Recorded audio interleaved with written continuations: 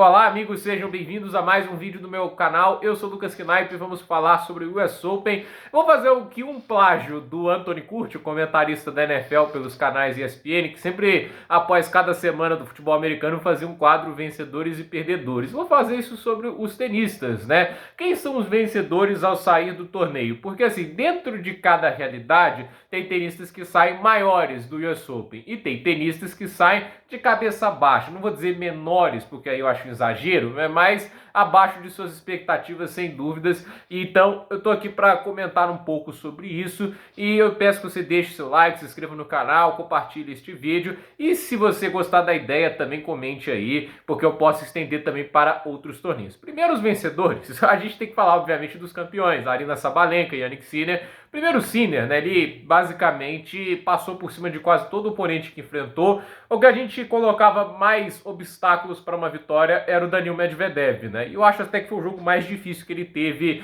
nesse US Open, mas ele venceu por 3-1. Medvedev deu muitas osciladas e, de novo, né, não tá sacando tão bem. Se ele tivesse sacando melhor, como até conseguiu fazer muito bem lá em Wimbledon, eu acredito que o jogo poderia até ter se estendido para 5 sets, mas aconteceu que o Sinner foi mais regular, ele acabou sendo mais sólido e com isso conseguiu aquela vitória em 4 sets. E foi a última vez que perdeu um set no torneio. Passaria pelo Draper sem perder sets e também pelo Fritz. E, então, assim, perdeu 2 sets em toda a caminhada pelo título. Abriu quase, se não me engano, 4.000 pontos de vantagem para Alexander Zverev, que é o segundo colocado no ranking. Então, assim, acredito que o Sinner, ele é talvez o grande vencedor do torneio. Sabalenka também é uma grande vencedora. Tá fazendo uma grande gira nas quadras duras. Campeã em Cincinnati, campeã no US Open. No US Open só perdeu um set em toda a caminhada para o torneio. Então, assim, a Sabalenka, ela é a tenista a ser batida nas quadras duras nessa temporada. No saibro ainda tem a Iga Swiatek, né? Mas a regularidade dela ainda é um negócio muito impressionante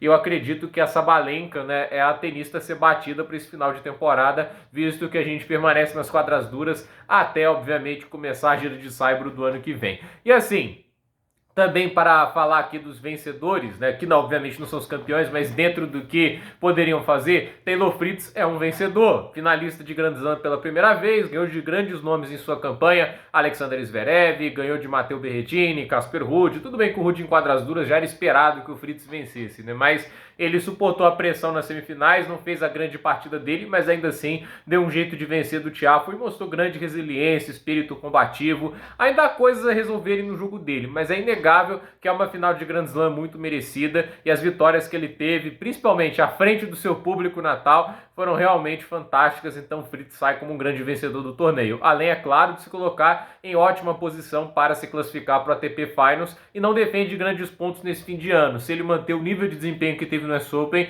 certamente pode ir bem nesses torneios e quem sabe ganhar mais alguns títulos. A gente também tem como vencedores o tênis americano. Jessica Pegula é uma vencedora, finalista de Grand Slam pela primeira vez. Essa tenista um pouco mais experiente que o Fritz, né? O Fritz ainda tem 26 ou 27 anos, a Pegula tem 30 e ela finalmente, depois de tanto bater na porta nos Grand Slams, sempre chegando nas quartas de final e nunca passando, passou da semifinal, foi finalista, fez uma final muito digna contra a Sabalenka, ganhou de nomes como Muchova e Swiatek. Realmente, assim, um torneio para se orgulhar muito. Então a Pegula, para mim, é uma grande vencedora desse torneio. E assim, o tênis americano como um todo, Tommy Paul foi muito bem no torneio, deu trabalho ao Sinner nos 2 primeiros sets. A gente tem que falar também do Tiafoe, semifinalista, ele que historicamente joga muito bem no US Open, mas jogou um tênis de qualidade fantástica. Então, assim, há de se dizer que os americanos saem muito felizes porque voltaram a se ver representados no mais alto nível do tênis, principalmente pelos resultados de 2 finais de Grand Slam, que não é pouca coisa. Então,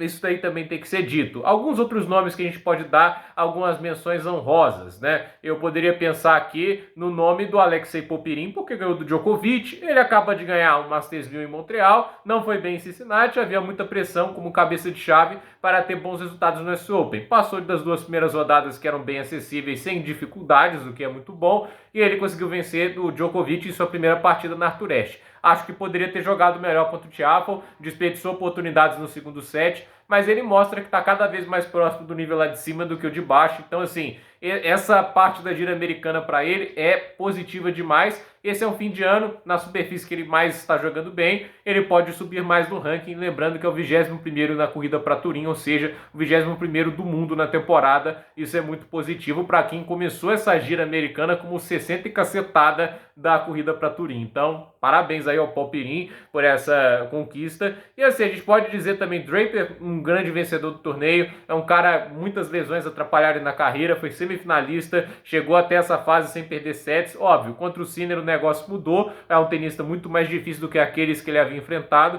mas é um vencedor. De Minaur, diante das circunstâncias, vencedor, chegar às quartas de final do torneio sem ter tido nenhum preparatório foi fantástico. Nas mulheres a gente tem que dar o crédito também a Karolina Muchova, vencedora porque passou metade do ano lesionada, voltou a jogar tênis agora com mais consistência e consegue uma semifinal de slam, que é fantástico também. E a Beatriz Haddad Maia tem que ser colocada nas vencedoras, porque ela não vem um ano bom, conseguiu uma boa participação no torneio de Cleveland, chegando até a final, e jogou um grande tênis em boa parte do US Open. Não foi bem nas quartas de final, mas no contexto geral eu gostei bastante do que eu vi dela. Foi uma caminhada, inclusive, até quartas de final mais convincente do que ela tinha feito em Roland Garros no ano passado, quando naquela oportunidade ela foi até mais longe nas semifinais, né? E assim, tá também um crédito a Emma Navarro, foi a torneio das bilionárias americanas, Santa Navarro contra a Pegula, jogaram um grande tênis e a Navarro foi muito combativa o torneio inteiro, então dá um crédito para ela também. Agora, sobre os perdedores, né? A Swiatek, ela não faz uma campanha ruim, quartas de final não é ruim, mas é o tipo de resultado que mostra que ela precisa mudar em relação às quadras duras, né? A empunhadura de forehand dela machuca muito pouco nessa situação de quadradura. No saibro é uma maravilha, na quadradura nem tanto, e ela não pode ficar uma tenista unidimensional, né? Tipo em 2022, quando ela ganha o US Open,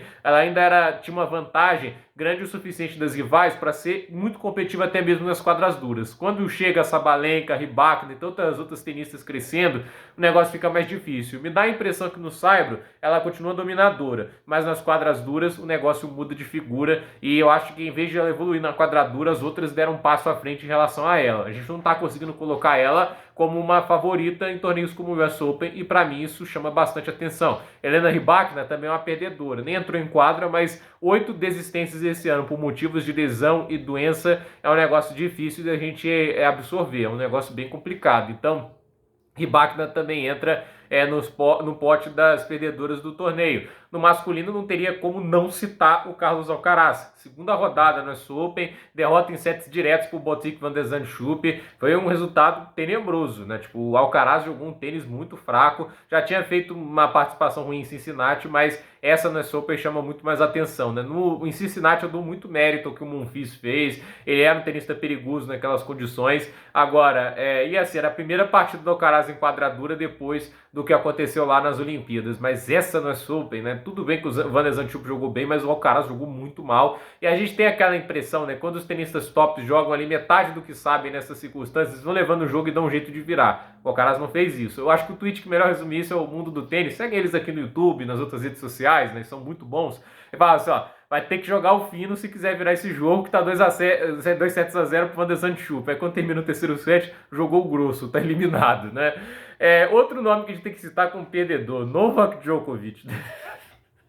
É dureza, né? Mas assim, se o Alcaraz tá na lista, ele tem que estar também, né? Eu entendo que ele completou o tênis, né? Não tá lá tão motivado assim pra ir atrás de mais títulos desse jeito, né? Mas assim, né? Ele foi pro US Open, ninguém obrigou ele a ir lá. Ele tava lá, não fez 2 rodadas muito convincentes. Eu tava aqui falando, ó, vai ter que melhorar se quiser passar pelo Popirino. Sacando desse jeito é perigoso. Foi eliminado, né? E sacou muito mal naquele jogo. Eu até acho que no fundo de quadra ele jogou melhor do que nas partidas contra o Jerry e o Albot, mas como eram tenistas muito mais limitados, né? Nem precisava fazer grande coisa para conseguir vencer, né? O Jerry era mais perigoso, né? Já tinha feito um bom trabalho na Open ano passado, mas ainda assim ele se machucou, então facilitou ainda mais o trabalho do Djokovic. Então assim, o Djokovic na terceira rodada, caindo tão cedo no torneio, nunca vai ser normal, e a postura dele foi o que me chamou a atenção. Me pareceu um cara não muito motivado a buscar a partida. Foi diferente do que a gente está acostumado, do cara que luta, luta e não desiste jamais, né? Esse me pareceu, assim, um nível de tênis e um nível de entrega dentro de quadra que não lembrou nada do que ele fez nas Olimpíadas. Então, Djokovic tem que entrar na lista dos perdedores do torneio, né? Então, assim, tem outros nomes que a gente pode acabar citando, né? O Hubert Hurkacz acabou sendo um grande perdedor, foi muito mal para a expectativa, a gente coloca nele, um sacador desses, uma quadradura, tem que performar melhor. Podemos citar o Alexander Zverev, foi longe, quartas de final, mas era o grande favorito em sua chave e ele perde para o Fritz de uma maneira que você fica olhando, né? O Zverev, ele acaba encolhendo nos momentos cruciais. Ele viu o Fritz crescendo no jogo e meio que não teve respostas para isso. Então, Zverev, para mim, não teria como entrar na lista de vencedores. Talvez perdedor seja um exagero, talvez, mas era a oportunidade dele. E eu acho assim, em termos de tênis, ele tem mais recursos e condições a fazer frente a um Sinner do que o Fritz. Mas se o Fritz passa por ele, é porque alguma coisa o Zverev está fazendo errado, né? Tsitsipas não tem como não ser um perdedor. Primeira rodada em US Open de novo. O cara tem recorde negativo dentro do US Open. É o tipo de coisa que não dá para se passar pano, né? O cara tem mais derrotas do que vitórias, tratando de um atleta que teoricamente pertenceria à elite do esporte. Mas fato é que essa derrota consolida cada vez mais o Stefanos fora do top 10 e ele precisa mudar algo no jogo dele porque tá começando a ficar tarde demais para fazer essa recuperação. Então o Stefanos também é um perdedor no torneio. A gente também pode citar o Holger Rune, nível não tá legal. A atuação dele contra o Sho Nakashima, que elimina ele, foi tenebrosa, foi asquerosa. É o tipo de atuação que, assim, se não liga o sinal de alerta, ou se não mostra algo sobre ele, não sobre culpar os outros, né? Aí, meu amigo, fica complicado, né? Porque foi bem complicado essa derrota que ele teve. Foi uma derrota duríssima, né? 3-0, foi varrido pelo Brandon Nakashima. Esse é o tipo de coisa que não pode acontecer para alguém com as pretensões e o nível de talento que tem o Holger Rune, né? Então, assim, esses são alguns dos nomes. Vai ter mais nomes que eu posso ter esquecido aqui, entre notáveis, né? Mas acho que são os destaques, né? A gente fala mais aquilo que nos marca, né? Eu acredito que esses são os nomes que acabaram me marcando mais no torneio. Alguns eu tinha expectativas maiores, outras menores. Então, assim, vocês podem colocar aí nos comentários quem eu não citei para decepções, para vencedores, né? Quem foi além das expectativas, quem ficou aquém. Quero saber a opinião de vocês sobre esse assunto também. Então, gente, por esse vídeo é isso. Dúvida nos comentários, deixe seu like, se inscreva no canal, compartilhe este vídeo e até o próximo vídeo.